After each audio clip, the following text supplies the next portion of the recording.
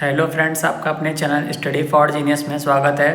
साथियों, देखिए एक नया मुद्दा निकल के आ रहा है कि जो सीटेट में आपको टाइम मिलता है 2 घंटे 30 मिनट का, 2.5 घंटे का, इसको बढ़ाकर 3 घंटे कर दिया जाए। यह एक नई चीज़ जो है सामने निकल के आ रही है, क्योंकि क्या है कि आपने अभी जो रिज़ल्ट देखा बहुत ही डाउन रिज़ल्ट गया। कहीं ना कहीं दिन प्रतिदिन जो है सीटेट का हाल बहुत ही बेकार होता जा रहा है। कहीं पेपर लीक हो रहा है तो कहीं जो है कम बच्चे भी पास हो रहे हैं। तो कहीं ना कहीं ये जो मुद्दा निकल के आ रही है, इसमें कुछ समझ में नहीं आ रहा है कि आखिर सीटेट करना क्या चाहती है, कहना क्या चाहती है। और एक नया मुद्दा निकल के आया है कि जो एक बच्चा है 150 में से 149 लाता है, और वहीं पे तमाम सारे स्टूडेंट ऐसे हैं जिनका 1 या 2 नंबर से कई सालों से रुक रहा है, कई अटेम्प्ट से रुक रहा है। तो बहुत दिक्कत वाली बात है। आखिर एक बच्चा 149 मार्क्स लाता है और एक बच्चा जो है कहीं ना कहीं वही कहीं ना कहीं वह 89, 88 या फिर 81 या 80 मार्क्स ला रहा है। तो आखिर क्या इसमें क्या डिफरेंस है, चीज़ें कितनी ज़्यादा क्या लेवल है, क्या 140 मार्क्स आ सकते हैं। या फिर देखिए बात की जाए तो आपका जो क्वेश्चन पेपर होता है काफ़ी लेंथी आता है। आपको बता दें कि 150 क्वेश्चन आते हैं, और 150 क्वेश्चन में से जो आपको करने होते हैं वो आपको करने तो सभी क्वेश्चन होते हैं। आपका जो पासिंग मार्क्स है, क्योंकि सीटेट आपका क्वालिफाइड नेचर का है, तो आपको 90 marks as a general candidate के लिए लाने मस्ट हैं। और हर एक स्टूडेंट का यही दिल से यही चाहत रहती है कि जो है मेरे 90 मार्क्स तो कम से कम आ ही जाएँ, फिर वो किसी भी कैटेगरी में हो। वैसे अदर कैटेगरी के तो 82 मार्क्स आपका चल जाता है। लेकिन कहीं ना कहीं ये रहता है कि अगर आप बीपीएससी की तैयारी करना चाहते हैं तो आप अगर बिहार राज्य से नहीं है, किसी अदर स्टेट से हैं, तो आपको कहीं ना कहीं 90 मार्क्स लाने ही पड़ते हैं। तो आपको बता दें जो सीटेट में जो इस टाइम पे जो पेपर आ रहा है, पैटर्न जो आ रहा है, कहीं ना कहीं चीज़ें क्वेश्चन में बहुत ही लॉजिक वाले क्वेश्चन पूछे जा रहे हैं अब। ठीक है, अब वो ज़माना नहीं रह गया है कि आप सिर्फ पॉजिटिव निगेटिव को देख के आंसर लगा सकते हैं। कुछ जगह अप्लाई है, लेकिन आप सारे क्वेश्चन में तो ऐसा नहीं कर सकते ना। आपको चीज़ें जो है कहीं ना कहीं आपका कॉन्सेप्ट क्लियर होना चाहिए, फिर आप एलिमिनेटेड थ्योरी लगा के जो है फिर आपको पॉजिटिव निगेटिव तमाम सारे आप ऑप्शंस का यूज करके तब आप एक क्वेश्चन का राइट आंसर दे सकते हैं। ठीक है, तो बात की जाए तो आपके क्वेश्चन बहुत लेंथी आ रहे हैं, और इसी वजह से छात्र कह रहे हैं कि मेरा पेपर छूट जाता है, जिस वजह से मुझे उतना टाइम नहीं मिल पा रहा है, क्योंकि इतने बड़े बड़े क्वेश्चंस आ रहे हैं, उनको पढ़ने में टाइम लग रहा है। हालांकि आपको एक क्वेश्चन के लिए 1 मिनट मिला है, ठीक है, लेकिन कहीं ना कहीं ऑफलाइन पेपर है तो दिक्कत हो जाती है। ऑनलाइन पेपर में कुछ चीज़ें आसान होती हैं, आप बस टिक कर दीजिए, आपका हो गया।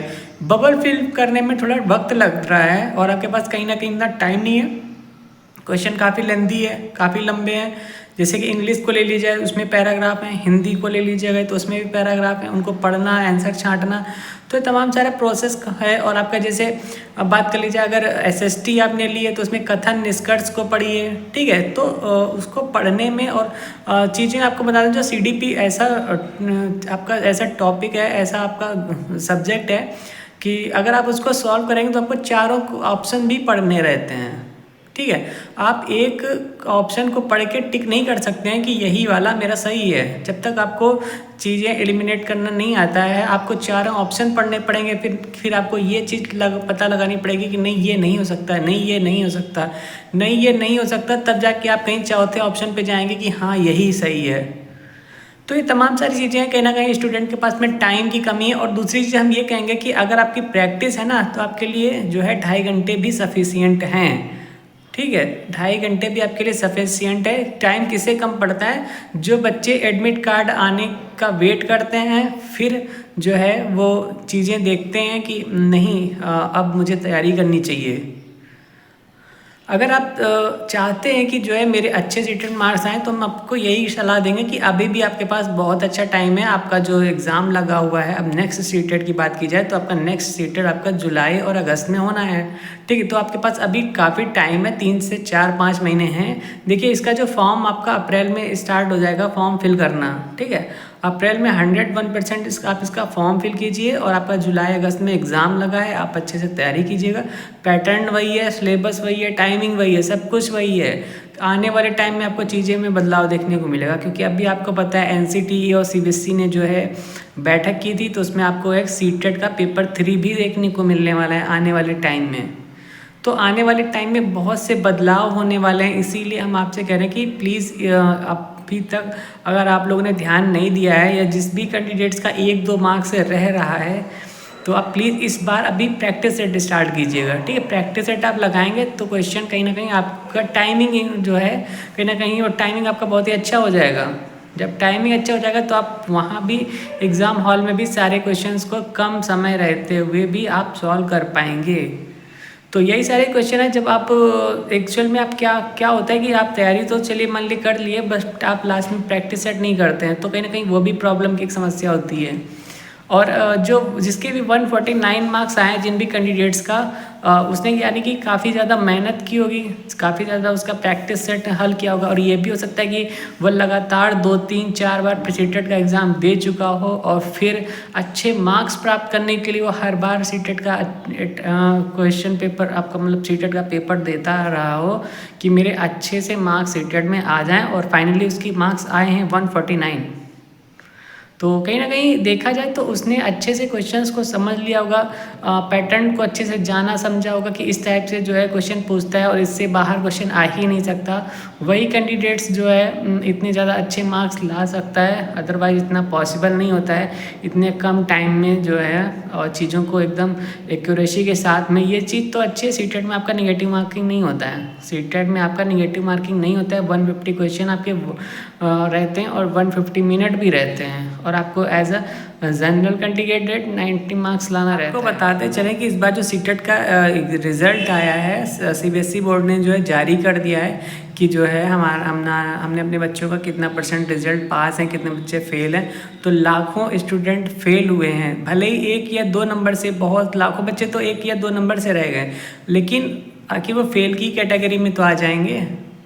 तो आपसे यही कहने का मेरा मतलब है कि प्लीज़ चीज़ों को हल्के मत लीजिए। बच्चे क्या करते हैं ना, स्टूडेंट क्या करते हैं कि अरे सीटेट का एग्ज़ाम है, क्वालिफाई नेचर का है, पास हो जाएगा, निकल जाएगा, कोई दिक्कत वाली बात नहीं है। जब तक आप चीज़ों को हल्के में लेंगे तो कहीं ना कहीं वही सारी चीज़ें आपको प्रॉब्लम क्रिएट करेंगी। तो प्लीज़ जो है चीज़ों को हल्के में मत लीजिएगा। आप देख सकते हैं पिछले साल का भी रिकॉर्ड उठा के देख लीजिएगा, इतिहास आपका सीटेट का इतिहास हमेशा यही रहा है, मोस्टली बच्चे फेल ही होते हैं, आधे बच्चे भी नहीं पास हो पाते हैं, आधे के आधे भी नहीं पास हो पाते हैं, ये कंडीशन है। जबकि निगेटिव मार्किंग भी नहीं है, कुछ भी नहीं है। और ऑनलाइन भी पेपर अभी आपका बीच में हुआ था कोरोना टाइम में, और सीबीएसई का जैसा कि रिकॉर्ड रहा है कि सीबीएसई हर साल 2 बार पेपर करवाती है और 2011 से करवाती आ रही है कॉन्टीन्यूसली। बीच में कोरोना पीरियड में जो है इसका थोड़ा शेड्यूल बिगड़ गया था, बट वो अब जो है अपने फिर से पुराने रूल पे आ गई है। हर साल अब क्या कर रही है कि जुलाई में आपका पेपर करवा रही है, और जुलाई में हो गया और आपका जनवरी में हो गया। तो मेरा मतलब है कि आप अगर इस बार, क्योंकि ये लास्ट अटैम्प्ट है, ये भी समझ लीजिएगा, सीबीएसई का ये लास्ट अटैम्प्ट है, और कहीं ना कहीं फिर इसके बाद एग्ज़ाम आपका सीबीएसई नहीं कराएगी, सीबीएसई नहीं कराएगी सीटेट का एग्ज़ाम, तो फिर कौन कराएगा? तो आपका एनटीए कराएगी, ठीक है। और कहीं ना कहीं अगर एनटीए कराएगी तो आपका सिलेबस पैटर्न बिल्कुल पूरा चेंज हो जाएगा। हम आपसे हर बार कह रहे हैं, पूरा सिलेबस, पूरा पैटर्न चेंज हो जाएगा। तो इसी वजह से फिर क्या नया चीज़ें आ रही हैं, क्या नए नए क्वेश्चंस आएंगे, कैसे क्या टॉपिक आएगा, कुछ समझ में नहीं आएगा, कुछ पता ही नहीं है जिसका। तो फर्स्ट टाइम में तो चीज़ें दिक्कतें होंगी, आप क्या पढ़ेंगे क्या नहीं पढ़ेंगे, क्या करेंगे, कुछ नहीं समझ में आएगा। इसीलिए, और हाँ एक चीज़ और बता दें कि जैसे कि कुछ बच्चे ये कह रहे थे कि जो है मैंने जैसे कि बीएड या बीटीसी में एडमिशन लिया और फिर मैंने उधर सीटेट का एग्ज़ाम आ गया, मैंने दे दिया, तो मैं क्या करूँ कि उसको मानूँ या नहीं मानूँ? उस टाइम मैं फर्स्ट ईयर में था या फर्स्ट सेमेस्टर था। देखिए, अगर आपने एडमिशन ले लिया, सीबीएसई का रूल है, सीबीएसई ने ये चीज़ कही है कि अगर आपने बीएड या बीटीसी वगैरह किसी में भी एडमिशन ले लिया है, ठीक है, एडमिशन लेने के बाद में अगर फॉर्म आता है, आप एग्ज़ाम देते हैं, तो आपका वो मान्य होगा, ठीक है। तो आप चाहे फर्स्ट ईयर में ही सीटेट का एग्ज़ाम दिए हो, या फिर आपका जैसे एडमिशन हुआ वैसे ही फॉर्म आ गया, आपने एग्ज़ाम दे दिया, तब भी वो आपका मान्य है, ठीक है। वह चीज़ आपका मान्य है। आप उसको ये मत सोचिएगा कि अरे हमने फर्स्ट ईयर में दिया था या फर्स्ट सेमेस्टर में दिया था, अब हम फिर से देंगे, वह मान्य नहीं होगा। तो ऐसा कुछ नहीं है, आप भूल जाइएगा, ठीक है। आपका वो मान्य है, हमेशा माना जाएगा। आपको ये चीज़ डाउट थी, क्लियर कर दिया मैंने। तो कहीं ना कहीं देखिए, ये सारी चीज़ें अगर आप चाहते हैं देना तो आप बिल्कुल दे सकते हैं। आप चाहते हैं कि नहीं उस टाइम मेरे मार्क्स कम आए थे, हम फिर से एक बार देंगे, तो आप देने को बिल्कुल दे सकते हैं, लेकिन कहीं ना कहीं वो भी आपका मान्य है। डिजी लॉकर में अच्छा रिजल्ट कितने दिनों में आता है, मतलब रिजल्ट और सर्टिफिकेट तो आपको बता दें समथिंग 30 दिनों में आपका रिजल्ट और सर्टिफिकेट जो है डिजी लॉकर ऐप में आपका आ जाता है। तो आपको परेशान होने की भी ज़रूरत नहीं है। आपका जो है डिजी लॉकर ऐप जो है आप प्ले स्टोर से डाउनलोड कर लीजिएगा और उसको जो है आधार कार्ड और मोबाइल नंबर से अटैच करके जो है उसको चलाना रहता है। मतलब स्टार्टिंग में आईडी वगैरह बनती है, आप वो बना लीजिएगा, फिर आपका सीटेट का रिजल्ट वगैरह सारा सब कुछ उसमें आपका आ जाएगा। ठीक है, तो ये चीज़ भी आपको हमने बता दी। और भी अगर आपके पास कोई क्वेश्चन है, कोई डाउट है, तो आप प्लीज़ आपको जो है कमेंट बॉक्स में कमेंट करके पूछ लीजिएगा। चलिए फिर मिलते हैं नेक्स्ट वीडियो में। मोस्टली मैंने सारी जानकारी दे दी है। आपका जो नेक्स्ट सीटेट आएगा वो आपका अप्रैल में फॉर्म फिल करने के लिए आ जाएगा। ठीक है, और जुलाई अगस्त में आपका एग्ज़ाम लगा रहेगा। और पॉसिबिलिटी है कि इस बार आपके सीटेट के 2 ही एग्ज़ाम होंगे, बट जो नेक्स्ट ईयर होगा आपका तब आपके सीटेट के 3 पेपर देखने को मिलेंगे। फर्स्ट पेपर आपका जो है प्राइमरी रहेगा, मतलब 5th तक रहेगा। सेकंड आपका अपर प्राइमरी रहेगा, मतलब 6 to 8 रहेगा। और आपका थर्ड पेपर होगा वो 9 से 12 तक का होगा। ठीक है, तो ये तमाम सारी जानकारी मैंने आपको बता ही दी है। फिलहाल अगर फिर भी आपको कोई डाउट है, क्वेश्चन है, मैंने सारा चीज़ें बता दिया है। और जो भी बच्चे TRE 3 का फॉर्म फिल कर रहे हैं वहाँ पे आपको रोल नंबर डालना है। ठीक है, रोल नंबर डालना है, या फिर आप NA भी लिख सकते हैं। ठीक है, NA भी आप वहाँ पे लिख सकते हैं। अगर आपको कुछ डाउट है कि NA लिखे या ना लिखे, अगर आपने लिख भी दिया तो कोई प्रॉब्लम नहीं है। रोल नंबर भी आप वहाँ पे डाल सकते हैं, क्योंकि सर्टिफिकेट नंबर अभी आपको मिला नहीं है ना।